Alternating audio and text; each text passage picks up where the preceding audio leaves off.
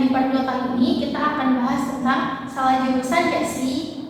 Nah Kanina di awal pertengahan semester itu kan pasti tugas-tugas atau pemberian tugas dari dosen itu kan pasti banyak kan Kak, terus numpuk juga. Nah dari Kanina sendiri waktu itu ada nggak sih rasanya kayaknya aku salah jurusan deh, kira-kira ada nggak sih?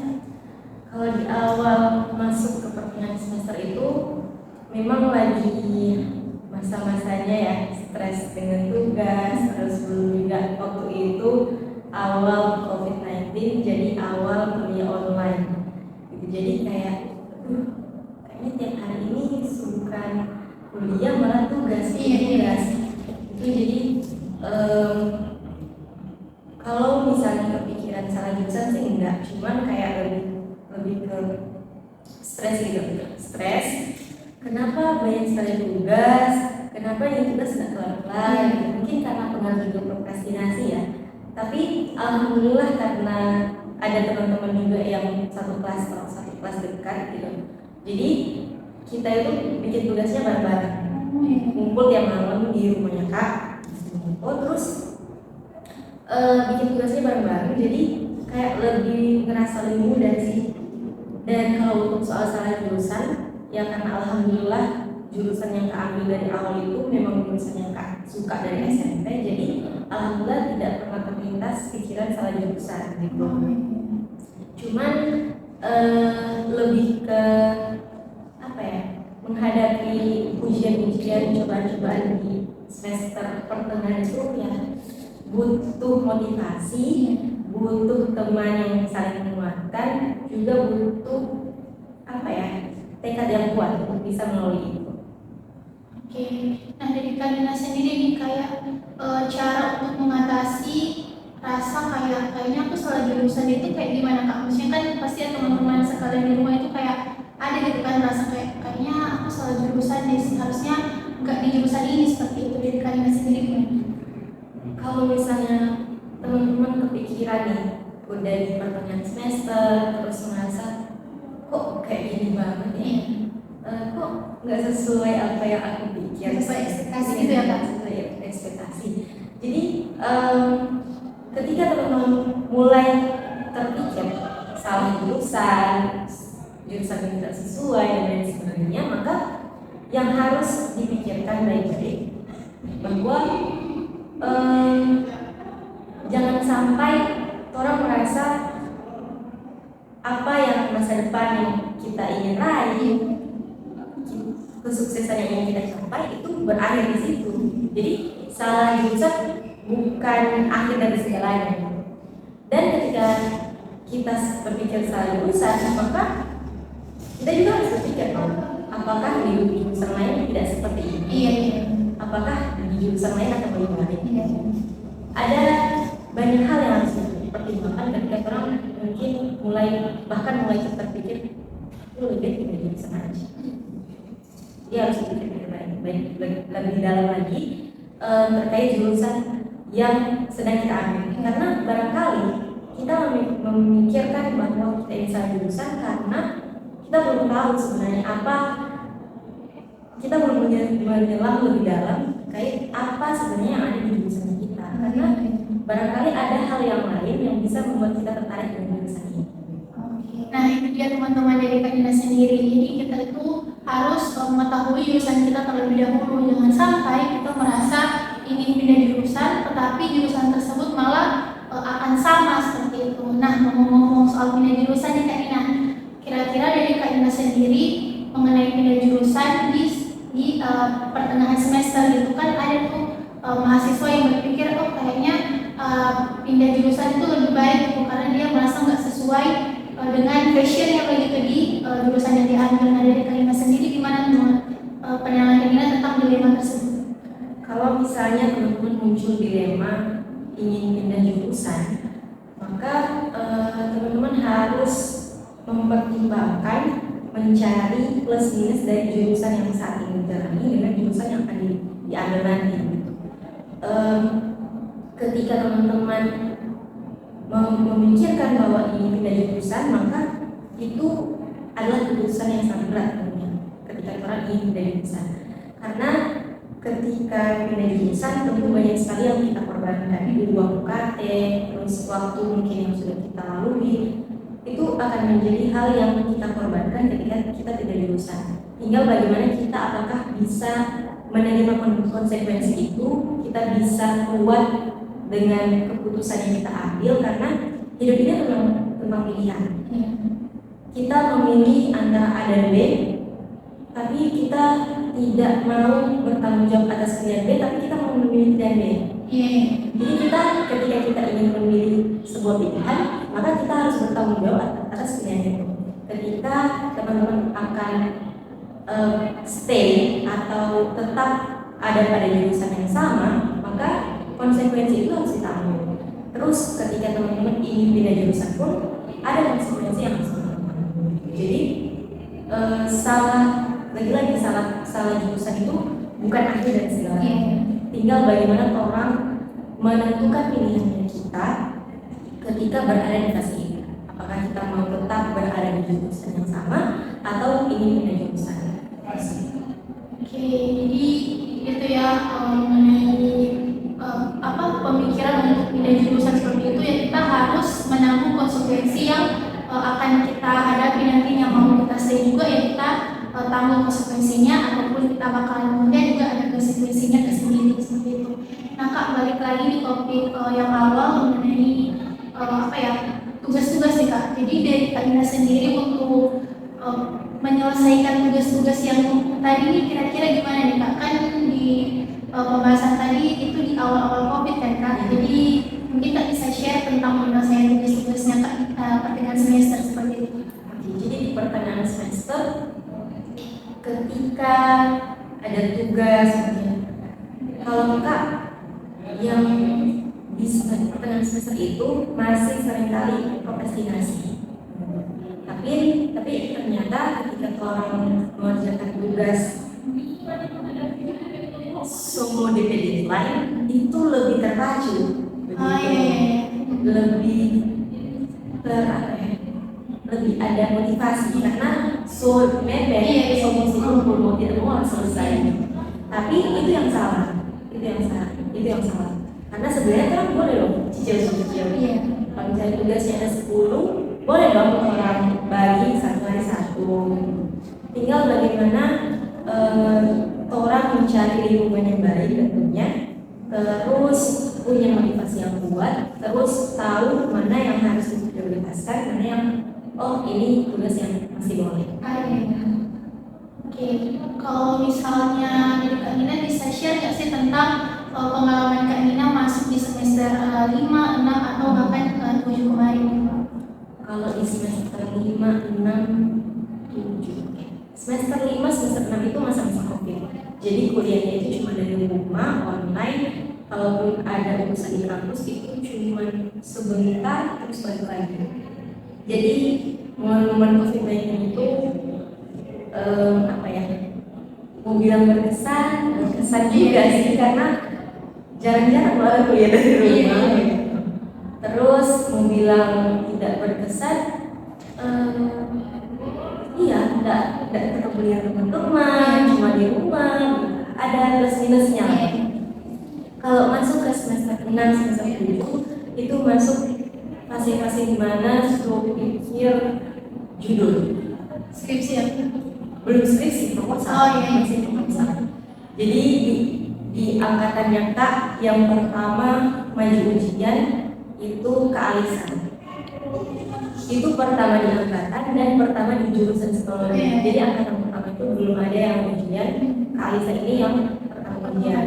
Nah, melihat Kak Alisa ini tak ketemu dekat, Kak Alisa ini ujian, termotivasi, terpacu. Akhirnya di semester 7 sementara magang KKL kalau nggak salah, itu sambil menyusun proposal juga. Jadi ketika ada magang, ada KKL, alhamdulillah juga KKL-nya di kampus di psikologi. Jadi akses buat bimbingan, buat urus berkas-berkas ujian itu lebih gampang. Jadi alhamdulillah semester 7 kalau teman-teman mungkin masih semester di bawah ya, usahakan semester 7 itu sudah masuk semester di mana teman-teman sudah ujian proposal, karena di semester 8 itu fix harus selesai skripsi biar nggak nambah lagi semester. Oke, jadi kalau untuk Kak Nina sendiri, kira-kira ada nggak sih kayak cara pandang dari Kak Nina itu yang berubah ketika misal masuk jurusan psikologi atau sudah di fase-fase akhir-akhir semester depan? Kalau cara pandang yang berbeda, sebenarnya Kak merasa nanti di pertengahan menuju akhir dari proposal. Sebenarnya di awal juga ada gitu, karena ini sedikit curhat ya. Kak tidak pernah terlintas sama sekali untuk kuliah di Manado. Kuliahnya itu pokoknya harus kuliah, ikut jejaknya kakak kuliah di Makassar. Jadi ketika mau ujian SNMPTN, UMPTN, terus SNMPTN yang jauh belakang, itu enggak tembak sama sekali di Manado. Oh iya. Di IAIN maupun di Unsur itu nggak ada sama sekali. Terus ketika ujian terakhir nih UMPTKIN, ujian masuk perguruan tinggi Islam negeri, terus ditembak itu cuma di UIN Alumni Makassar. Padahal ada universitas kedua yang bisa diambil, terserah mau di mana, tapi ada 2 kampus dengan beberapa jurusan yang bisa kita ambil. Tapi tembaknya di UIN Alumni Makassar, terus tidak ada psikologi. Karena kalau kuliah di luar, otomatis jurusan yang diambil itu harus jurusan yang orang tua suka. Oh iya. Karena tidak ada psikologi di UIN Alumni Makassar, jadi yang diambil farmasi waktu itu. Dan padahal tidak lulus. Dari jalur undangan sampai tes mandiri juga tidak pernah lulus. Udah mau sempat ambil tes mandiri langsung di UIN Alumni Makassar. Udah mendaftar, terus besoknya mau ujian, hari ini mau pesan tiket, ternyata tiketnya naik gila-gilaan, yang sampai 2 jutaan. Memang ini sudah jalan. Itu patah hati terbesar ya dalam hidup. Terus yang tadi kayak nangis, lihat abis pengumuman SNMPTN itu nangis, namun padahal yang dibawa ketika sujud sholat doanya itu, ya Allah tolong masukkan aku ke kampus yang terbaik. Ditanya kayak gitu, bukan minta ya Allah kasih lulus di sini. Tapi ternyata ini jalannya Allah. Dan ketika pun mama muncul terang dia di IAIN, main-main di dunia. Akhirnya dengan ke IAIN, ternyata ada jurusan psikologi. Alhamdulillah ada, maksudnya bekaman jurusan psikologi, jurusan yang Kak suka. Walaupun sebenarnya di awalnya itu mama suruh bahasa Inggris juga supaya pas lulus jadi guru. Enggak mama, cuma ini yang kita suka, maksudnya walaupun tidak suka kuliah di Manado, setidaknya jurusan ini yang kita suka gitu.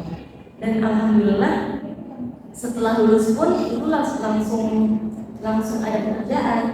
Bahkan belum lulus juga, masih selesai ujian skripsi, kakek mama posting foto selesai ujian. Kebetulan tetangga di dekat rumah itu punya yayasan TK.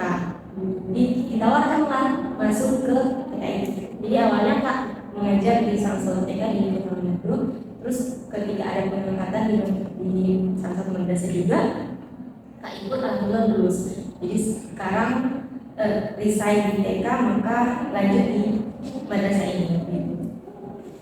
Jadi ketika patah hati, ada backup, terus tambah lagi Kak bertemu dengan organisasi yang alhamdulillah sampai saat ini Kak masih di situ. Kak belajar banyak sih. Ada pemikiran-pemikiran yang berbeda. Jadi tidak semua hal yang kita rencanakan itu ternyata harus sesuai. Karena Allah punya rencana yang lebih baik untuk orang. Karena Allah yang ciptakan orang, Allah yang ciptakan hambanya, tentunya Allah juga yang tahu gimana yang terbaik. Jadi lebih ke apa ya? setiap kejadian yang kamu lalui itu pasti ada hikmahnya. Setiap kejadian yang orang alami, mau itu kejadian yang menyakitkan, itu menyenangkan, pasti ada maksud dan tujuan ketika kejadian itu terjadi. Jadi itu sih, ketika ada ujian, ada kejadian, Kak lebih memikir kepada pelajaran apa sih yang bisa diambil dari kejadian itu. Oke, wah, sangat menginspirasi ya teman-teman sekalian materi kita hari ini. Nah, yang terakhir nih Kak, tentang solusinya Kak Nina nih mengenai permasalahan-permasalahan yang mungkin kiranya teman-teman jurusan yang ada di IAIN begini Kak akan menghadapi semester akhir ke depan. Jadi dari Kak Nina sendiri kira-kira solusi yang Kak Nina bisa berikan kepada teman-teman seperti itu. Solusi untuk teman-teman yang mungkin sudah berada di semester akhir, yang pertama, cari lingkungan yang baik, cari lingkungan yang bisa mendukung tujuannya teman-teman untuk bisa cepat selesai. Karena ketika teman-teman punya backupan, punya support system yang rasanya itu bisa lebih gampang. Karena di jurusan bukan jurusan, di semester akhir itu, apalagi skripsi itu masa-masa terberat. Kalau Kak bisa memberikan saran, jangan pernah sendiri di akhir-akhir semester ini. Kalaupun teman-teman tidak punya teman yang bisa mendukung, teman-teman tidak punya teman yang bisa memotivasi, teman-teman harus menjadi diri teman-teman sendiri yang bisa memotivasi diri sendiri. Dan kalau Kak, alhamdulillah karena di organisasi itu punya kakak mentor, kakak senior, jadi ketika dalam proses penyusunan skripsi itu dibantu banget dari material, dari moral, dari segi tenaga, pikiran itu dibantu banget. Karena di jurusan di semester akhir itu pengeluaran itu bermain-main ya. Jadi bersyukur kalian yang punya beasiswa, bersyukur kalian yang tidak perlu kuliah sambil kerja, karena kuliah sambil kerja itu, masya Allah, kalian luar biasa kita bisa menyanyikan itu dan bisa manage berbagai. Jadi cari lingkungan yang baik, jangan menunda, karena sekali menunda kalian tidak akan bisa memulai di saat yang sama. Begitu. Jadi ketika kalian menunda itu bukan menyelesaikan solusi, walaupun sebenarnya kalian menunda untuk alasan kita butuh break, kita butuh waktu. Oke. Tapi jangan sampai kalian memanipulasi diri kalian yang harusnya kalian gencar-gencarnya untuk menyelesaikan. Kita masih begini. Jatuhnya malas ya Kak? Jatuhnya malas, jadi bukan malah mendapatkan waktu luang, tapi malah menunda. Dan itu bakalan lebih berat ya. Karena sesuatu yang kita tunda, itu sedang mengumpulkan kekuatan untuk menghajar kita habis-habisan. Dan ketika kalian sudah berada di semester akhir, jangan sampai menunda, jangan sampai malah mengikuti keinginan diri sendiri. Oke, ketika kalian punya waktu, tapi misalnya kapan? Kalian harus tegas juga, harus tegas dengan diri sendiri, tapi jangan sampai kalian lupa dibalancekan. Ketika butuh waktu sendiri, oke, tapi dibatasi juga, jangan sampai kebablasan. Dan juga ketika kalian di semester akhir itu lebih sering sharing dengan orang tua, lebih sharing dengan kakak, adik, karena kalian hidup itu pasti yang lebih kenal itu orang di rumah, walaupun kalian manusia di rumah enggak, karena dari kalian bangun, dari kalian kecil saja orang tua yang ngurus gitu. Jadi kembali lagi, minta restu orang tua, minta doa orang tua, minta juga ilmu dari orang tua. Maksudnya Kak juga pernah berada di fase dimana dilema akan jujur gitu. Tapi alhamdulillah ketika diskusi dengan orang tua, diskusi dengan dosen, diskusi dengan kakak, dapat judul yang alhamdulillah bisa menggunakan untuk selesai semester. Jadi itu ya teman-teman, solusi dari Kak Dina yang pertama itu kita harus pilih di lingkungan yang baik untuk kita. Yang kedua juga jangan nunda-nunda, karena bisa jadi ketika sekali nunda itu akan kebablasan seperti itu dan jatuhnya bakalan malas. Dan yang ketiga itu kita harus sharing-sharing ke orang tua, karena kan orang tua juga tempat kita untuk apa ya, segala bentuk permasalahan itu kan orang tua tahu kan, jadi kita harus share-share dengan orang tua.